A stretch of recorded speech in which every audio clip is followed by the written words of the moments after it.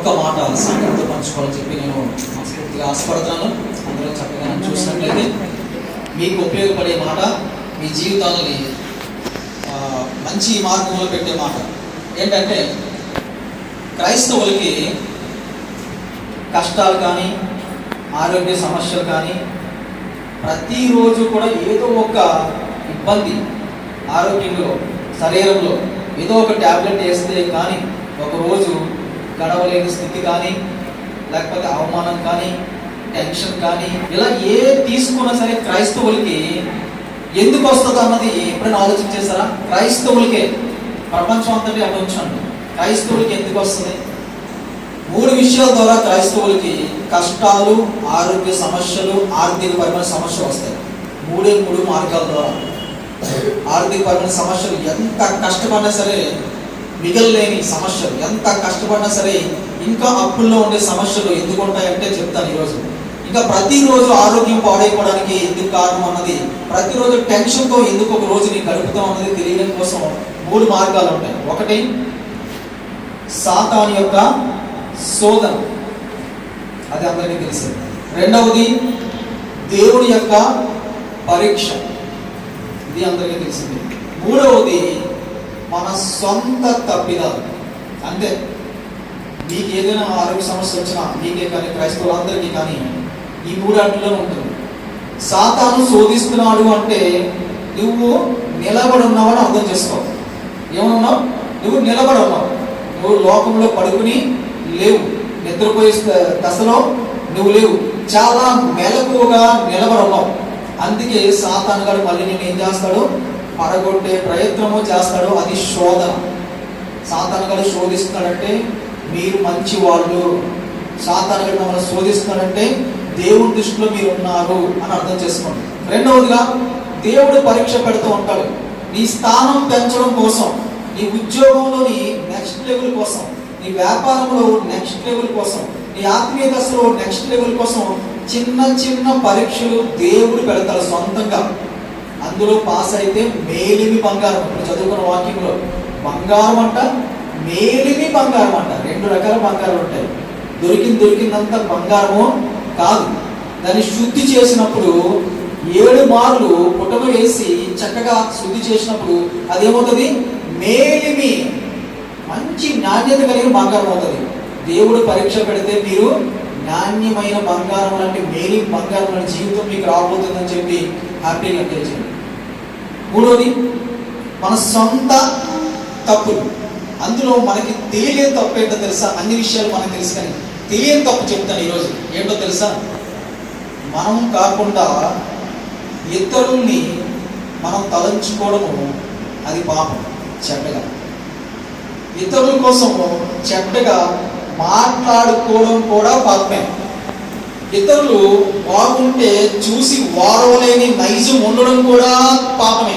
పాపమే, తప్పు కాదు, పాపమే. ఇతరులు బాగుంటే చూడలేకపోతున్నావా? అది పాపం. ఇతరులు చూసి నువ్వు మాట్లాడుకుంటున్నావా? అది పాపం. అందుకే నీకు ఆరోగ్యపరమైన సమస్యలు వస్తున్నాయి రోజు. అందుకే నీకు ఆర్థికపరమైన ఒడిదొడుకులు వస్తున్నాయి, స్ట్రగుల్స్ ఫేస్ చేస్తున్నావు. చల్లగా ఒక్కరోజు మనస్ఫూర్తిగా అమ్మయ్య బాగున్నాను అనుకున్న రోజు నీ జీవితం ఉండట్లేదు. ఉండదు కూడా. ఎందుకు ఉండదు? నువ్వు ఇతరుల కోసం ఎందుకు మాట్లాడుకుంటున్నావు? ఇతరుల జీవితం కోసం నువ్వు ఎందుకు మాట్లాడుకుంటున్నావు? నీకు ఏ అవసరమో చెప్పండి. మనకి ఏం అవసరం? ఇతరుల జీవితాల కోసం మాట్లాడుకోవాల్సిన అవసరం మనకి ఏమొచ్చింది? ఒకవేళ అలా మాట్లాడుకుంటే డైరెక్ట్గా ఆజ్ఞల్లో 9 ఆజ్ఞలు మనం మీరినట్టే. ఏంటది? ఒక ఆజ్ఞ ఏంటి? మనకున్నాయి 10 ఆజ్ఞలు, అవి 2 ఆజ్ఞలు చేశాడు. ఒకటి, దేవుని స్తుతించండి మంచిగా, సింపుల్, చాలా క్లియర్గా ఉంది. ఒకటి ఏం చేయండి? భగవంతుని స్తుతించండి మంచిగా, ఎలా పడితే అలా కొంచెం మంచిగా, మనస్ఫూర్తిగా. రెండవది, ఈ 9 ఆజ్ఞలను కలిపేస్తే మిక్సీలో వేసి బయటకు వచ్చి జ్యూస్ ఉంటుంది చూసారా, అదే 2వ ఆజ్ఞ. నిన్ను నువ్వు ఎలా ఫీల్ అవుతున్నావో ఇతరులు కూడా అలా ఫీల్ అవ్వు. నీకు మంచి జరగాలని ఆశపడుతున్నావా? ఇతరుల కోసం మంచి జరగాలని ఆశపడు. నువ్వు పాడైపోవాలని ఆశపడతావు ఎప్పుడైనా? లేదు కదా. మరి ఎందుకు పక్క వాళ్ళ కోసం పాడైపోవాలని ఆశపడుతున్నావు చెప్పండి? ఇలా ఆశపడితే 9 ఆజ్ఞల్ని మనం మీరినట్టు అయిపోతుంది దేవుని దృష్టిలో. అందుకే క్రైస్తవులకి ఆరోగ్యపరమైన సమస్యలు వస్తాయి, తలకాయ నొప్పులు వస్తాయి, మైగ్రేన్లు వస్తాయి, ఎన్నో సమస్యలు వస్తాయి, ఆయాసం వస్తుంది, ఉబ్బరం వస్తుంది, ఎన్నో వస్తుంది. ట్యాబ్లెట్లు వేసుకున్నారు, గడిపి ట్యాబ్లెట్లు వేస్తున్నాం అనుకుంటున్నారు, కానీ ట్యాబ్లెట్ వల్ల జరిగే నష్టమో మరి కాస్త ఎక్కువ. లోన ప్రతి ట్యాబ్లెట్ ద్వారా నీకు ఖచ్చితంగా నష్టం జరుగుతుంది. తెలుసా నీకు? ఎంతో కొంత నష్టం జరుగుతుంది. ఏ సైడ్ ఎఫెక్ట్ లేని ట్యాబ్లెట్లు ఏం లేవు. నువ్వు ట్యాబ్లెట్ వేసావు అంటే డోలా వేసినా, లేకపోతే సారిగన్ వేసినా, నైసిన్ వేసినా, ఏది వేసినా, బెటాసిన్ వేసినా, ఏది వేసినా దాని తాలూకా సైడ్ ఎఫెక్ట్ ఉంటుంది. కిడ్నీ డల్ అవుతుంది, ఊపిరితిత్తులు డల్ అవుతాయి, లివర్ డల్ అవుతుంది, ఎంతో డస్ట్ లోన్ పేరుకుపోతుంది, ఎన్నో కెమికల్ పేరుకుపోతాయి. అవి బయటికి వెళ్ళవు, అది అలా వెళ్ళిపోతుంటుంది, బాడీని నడిపిస్తుంటుంది, అది అలాగే ఉండిపోద్ది, బాడీని ముందుకు నడిపిస్తుంటుంది. తప్పదు కదా. ఇవన్నీ ఎందుకు వస్తున్నాయంటే 9 ఆజ్ఞల్ని చాలా సింపుల్గా మీరుతున్నాం మనం. ఎలా మీరుతున్నాం? చాలా సింపుల్గా. పక్కింటోళ్ళ కోసం మనకి ఏమైనా సంబంధం ఉందా? పక్కింటోళ్ళు ఫ్యామిలీ విషయాలు మనం ఏం పట్టించుకోవాల్సిన అవసరం ఉందా నీకు? ఊరికినే మాట్లాడుకుంటే 9 ఆజ్ఞలు మీరుతున్నావు. సరదాకి మాట్లాడుకుంటే, సరదాకి కామెంట్ చేస్తే దుష్టులు ఆలోచన చెప్పిన నడుక పాపుల మార్గం నిలుక అపహాస్యకులు కామెంట్ చేసేవారు, అపహాస్యం చేసేవారి దగ్గర నువ్వు కూర్చోవద్దు, ఉండొద్దు, స్నేహం చేయొద్దు బైబిల్ చెప్తుంటే వాళ్ళ మీద వ్యతిరేకంగా మాట్లాడుకుంటే మనకి ఏం కలుగుతుంది? 9 ఆజ్ఞలను మీరుతున్నావు.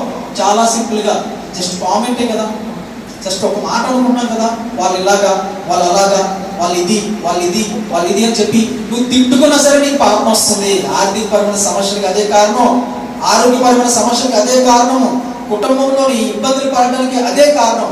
పక్క వాళ్ళ కోసం ఏమి ఆలోచించదు. ఈ రోజు నుంచి పక్క వాళ్ళ జీవితం వాళ్ళు జీవిస్తారో దేవుడు చూసుకుంటాడు. నీ జీవితం నువ్వు జీవించాలి. కేవలం నీ కోసమే ఆలోచించే. పక్క వాళ్ళ కోసం ఆలోచన చేస్తావా? కేవలం పాజిటివ్. చిన్న నెగిటివ్ వచ్చినా సరే నీకు ఆరోగ్య సమస్య వస్తుంది. చిన్న నెగిటివ్ వచ్చినా సరే నువ్వు స్ట్రగల్ ఫేస్ చేస్తావు, శాపగ్రస్తులు అయిపోతావు. 9 ఆజ్ఞలు వచ్చేస్తున్నాయి. అక్కడ అర్థం చేసుకోండి సంగమా. 9 కమిట్మెంట్స్ వచ్చేస్తున్నాయి. 9 ఆజ్ఞల్ని ఇట్టే మీరుతున్నావా? 9 ఆజ్ఞల్ని. ఒకటైతేనే కష్టం అంటాడు దేవుడు.